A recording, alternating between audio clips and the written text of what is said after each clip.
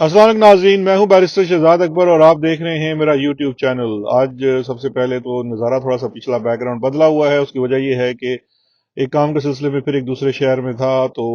Vlog के लिए चूंकि एक नई अपडेट है पाकिस्तान से, तो मैंने सोचा गाड़ी से वीलॉग बना लिया जाए। तो शुरू करते हैं आज की सबसे बड़ी खबर से। आज इस्लामाबाद की डिस्ट्रिक्ट कोर्ट्स के अंदर बुशरा बीवी के साबिका शोहर खावर मानिका की जानिब से एक केस फाइल किया गया। वो केस यही फाइल किया गया जी कि मेरी साबिका बीवी ने इद्दत के दौरान निकाह किया, तो इसलिए उसके खिलाफ कार्रवाई की जाए और उसके नए शौहर के खिलाफ कार्रवाई की जाए। ये नाजरीन कॉन्टिन्यूएशन है उस सागा की जो हमने कुछ दिनों पहले शाहजेब खानजादा के साथ जियो टीवी के ऊपर खबर मानिका साहब का एक इंटरव्यू सुना, जिसमें उन्होंने काफी इल्जामात लगाए। और हमें पता था और हम समझते थे कि ये जाहिर बात है, ये सिर्फ बात इंटरव्यू की हद तक नहीं है। असल मकसद तो ये है कि इस इंटरव्यू के बाद कोई खान साहब के ऊपर भी केस भी किया जाए। तो इसी सिलसिले में ये चूंकि सारा एक कोरियोग्राफ्ड कोऑर्डिनेटेड एफर्ट है, तो कल हमने देखा गुज़श्ता दिन ये सबसे पहले इस्लामाबाद की डिस्ट्रिक्ट कोर्ट्स में पहले से जो ये केस फाइल था इद्दत से मुतल्लिका निकाह वाला, उस केस में ये कुदरतुल्लाह साहब की अदालत में था। वहां पे जो पहले एक आम शहरी था जिसका कोई ताल्लुक नहीं था, और ये एक लीगल क्वेश्चन बार बार अराइज हो रहा था कि उसका कोई लोकस स्टैंडाई नहीं है, वो क्यों ये केस फाइल कर रहा है, और ये एक चीज आनी थी, इसलिए उससे वो वापस करवाया गया। और अब चूंकि खावर मानिका साहब को राम कर लिया गया है, तो लिहाजा खावर मानिका से वो कल उसमें हमने देखा कि उस अदालत में से वो केस वापस लिया गया, विड्रॉ किया गया, इमरान खान साहब की बरियत हुई, और आज खाबर मानिका साहब की जानिब से वो केस फाइल किया गया। और जज जो है कुदरतुल्लाह, उन्होंने अल्लाह की कुदरत के तहत वो जो है बयान आज का रिकॉर्ड भी कर लिया है, और वो बयान इस वक्त सोशल मीडिया पे गर्दिश कर रहा है। ये बयान जो है वही रिपीट टेलीकास्ट है जो शाहजेब खानजादा के साथ इंटरव्यू दिया गया, उसी की कोई ऐसी उसके अंदर खैर नई चीज तो नहीं है। बयान के अंदर सिर्फ जो केस के अंदर नई चीज है वो ये है कि इन्होंने गवाह के तौर पर इसमें ओन चौधरी और मुफ्ती सईद जिन्होंने निकाह पढ़ाया था उन्हें डाला है। इन दोनों के इंटरव्यूज और काया पलट आप हम पहले देख चुके हैं, क्योंकि ये लोग पहले से मुझे ये सारा मंजर बयान करते हुए अचानक मेरे जहन में वो फिल्म्स आ गई, वो पहले 80 की दहाई में जो हॉरर फिल्म्स बनती थी जिसमें जॉम्बीज आती थी, वो जॉम्बी जिस किसी को छू लेती थी या काट लेती थी, तो वो जो नया जो उसका शिकार होता था वो भी उसी तरह से जॉम्बी बन जाता था और वो हो जाता था। अब भी कुछ ऐसे ही है कि जो उठाया जाता है, उठाए जाने के बाद वो जॉम्बी बन जाता है और वो फिर उसी तरह से वही वाली हरकतें शुरू कर देता है जो पहले वाले जॉम्बीज कर रहे थे। तो इसी तरह से हमने देखा कि पहला वो ओन चौधरी उठाया गया, या ओन चौधरी खैर बगैर उठाए ही माना मनाया गया था। उसके बाद मुफ्ती सईद साहब से भी यही हुआ, और अब खबर मानिका की जानिब से इस तरह से हो रहा है। इस केस में बहरकैफ उन्होंने एक नया गवाह भी, कोई मुलाजिम है उसको एज गवाह डाला है कि जी जो बात खबर मानिका कह रहे हैं इसको दूसरा बंदा सेकंड करेगा, इसको corroboration कहते हैं। ये दिखाया जाएगा कि जी ये corroborative विटनेस है, यानी कि कमजोर केस जो है उसको किसी तरीके से मजबूत करने की कोशिश की जा रही है। अच्छा, ये जो है ये इस वक्त इस हफ्ते की या पिछले 10 दिनों की तीसरी मैं कहूंगा एक बड़ी छोटी सी अजीबो गरीब किस्म की अटेम्प्ट है। पहली आपने देखा कि खावर मानिका का इंटरव्यू आया, वो इंटरव्यू जियो टीवी पे बड़े तमतराक से चलाया गया, पब्लिक में उसकी कोई पजीराई नहीं हुई, ज्यादा उसमें जिल्लत जो है वो इंटरव्यू करने और करवाने वाले की और देने वाले की हुई। खान साहब की सेहत पे तो खैर उसका कोई फर्क नहीं पड़ा। उसके बाद हमने देखा कि कल ही एक काफी बड़े महंगे होटल में, इस्लामाबाद में सरीना होटल में एक खातून की जिनका नाम ऑनेस्टली स्पीकिंग मैंने भी आज से पहले नहीं कभी सुना था, लेकिन वो कहते हैं कि कोई किसी जमाने में कोई टीवी होस्ट भी रही हैं और शायद कोई एक्ट्रेस भी हैं। उनकी जानिब से उनकी लिखी हुई कोई किताब, जिसके बारे में यह भी कहा जाता है कि शायद वो कोई आज से 8-10 साल पहले लिखी गई थी, उसको रीलॉन्च किया गया है बड़े एक तमतराक के साथ, जिन्होंने भी कुछ किस्म के जिनसी नोयत के इल्जामात इमरान खान साहब पे लगाए हैं। अच्छा, उसके बाद आज ये काम किया गया। अब इस पूरी चीज को देख के आप सोचते हैं कि एक तरफ करप्शन के केसेस थे और गद्दारी के मुकदमे थे, और अब ये जिनसी स्कैंडल्स और इस किस्म के मुकदमे और इद्दत के मुकदमे क्यों हो रहे हैं? तो इसकी वजह यह है कि पहले जोर डाला गया था कि खान साहब के ऊपर कोई करप्शन के केसेस बनाए जाएं, और वो करप्शन के केसेस जो थे उनके अंदर कोई चीज करने की कोशिश की जाए।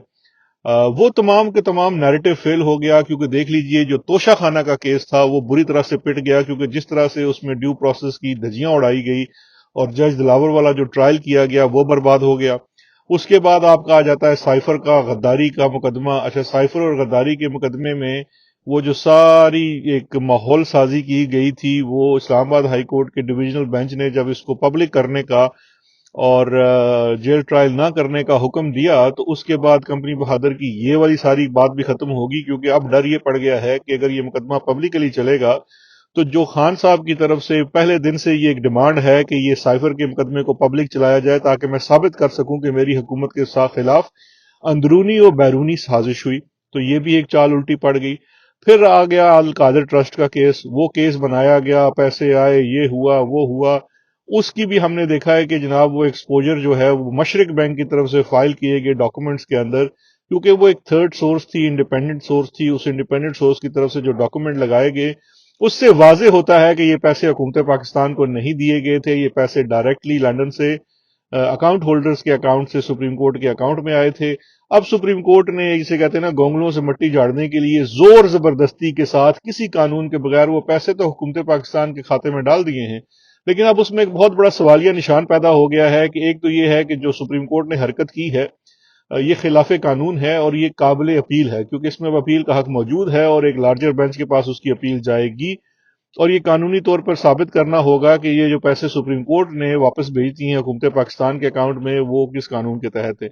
لیکن یہ کام کرنے کے بعد بہرکیف انہوں نے عمران خان کے اوپر سے تو الزام ختم کر دیا ہے، کیونکہ اگر عمران خان کے اوپر الزام یہ تھا کہ انہوں نے پیسے بحریہ ٹاؤن یا ملک ریاض کی مد میں دلوا دیے، تو وہ پیسے تو اب واپس چلے گئے ہیں حکومت پاکستان کے پاس۔ اب حکومت پاکستان جانے بحریہ ٹاؤن جانے، عمران خان کی حد تک تو یہ الزام کسی حد تک اب ختم ہو گیا ہے، کیونکہ اب اس میں وہ جو نقصان دکھایا جانا تھا یا نقصان تھا وہ تو ختم ہو گیا، کیونکہ وہ تو پہلے دن سے عمران خان صاحب کہہ رہے ہیں جی پیسے ادھر ہیں، اگر آپ کو زیادہ اعتراض ہے تو آپ جا کے لے لیں، تو وہ والا بھی بیانیہ ختم ہو گیا۔ تو لہٰذا اب جب یہ تمام بیانیے ختم ہو گئے تو اس کے بعد اب حکومت یا کمپنی سرکار کی جو ڈیسپریشن ہے اس کا لیول اتنا بڑھ گیا ہے کہ اب معاملات جو ہیں وہ جنسی سکینڈلز کی طرف چلے گئے ہیں، اور عجیب و غریب قسم کی ہونک قسم کی ہمیں سٹوریاں سننے کو مل رہی ہیں، عدت کے کیسز بنائے جا رہے ہیں، جو کہ خود ایک بہت بڑا سوالیہ نشان ہے، اور اس کے اوپر تو بہت زیادہ مطلب لیجسلیشن بھی تو خیر نہیں، اس میں جو جورسپروڈنس ہے، جو کچھ ججمنٹس ہیں، عدالتیں ان چیزوں کو، ان معاملات کو ویسے ماضی میں تو انٹرٹین نہیں کرتی رہی ہیں، بلکہ یہاں تک فیصلے موجود ہیں کہ جی عدت کا جو even let suppose for argument سے یہ مان بھی لیا جائے عدت میں نکاح ہوتا ہے تو وہ بھی کوئی جرم نہیں بنتا۔ تو اب دیکھتے ہیں یہ بات کس طرف جاتی ہے، کہاں کتابیں لکھائی جا رہی ہیں اور کیا کیا کیا جا رہا ہے، لیکن چلیں کرپشن کا تو کوئی کیس عمران خان صاحب کے اوپر نہ بن سکا، نہ ہی کوئی بیانیہ بن سکا، اور اب بات دوبارہ سے ان کے بیڈ روم میں داخل ہو چکی ہے۔ اچھا، یہ سارا پریشر ہے، پھر ہم نے پچھلے دنوں میں یہ بھی دیکھا کہ خان صاحب کو بڑا تھریٹ کیا جا رہا تھا کہ جی آپ کی خواتین کو گرفتار کر لیا جائے گا، یہ ہوگا وہ ہوگا۔ دوسری جانب دوسرے ملکوں کے سفیروں کو بھی بھیجا جا رہا ہے کہ عمران خان کو جیل میں کنونس کیا جائے ملک چھوڑنے کے لیے۔ یہ وہ چیز ہے جس کے اوپر عمران خان ہرگز تیار نہیں ہے، اور یہ چیز جو ہے کمپنی کی فرسٹریشن میں بے پناہ اضافہ کر رہی ہے۔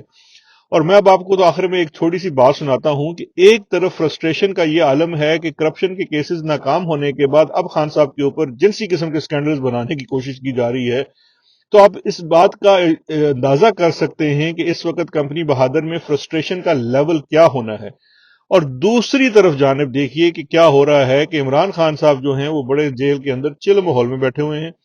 بیرونی ملک کے سفیر آتے ہیں، وہ لوگ آتے ہیں، ان سے بات کرتے ہیں، انہیں کنونس کرتے ہیں کہ آپ باہر چلے جائیں، خان صاحب ان کو چٹا انکار کر دیتے ہیں۔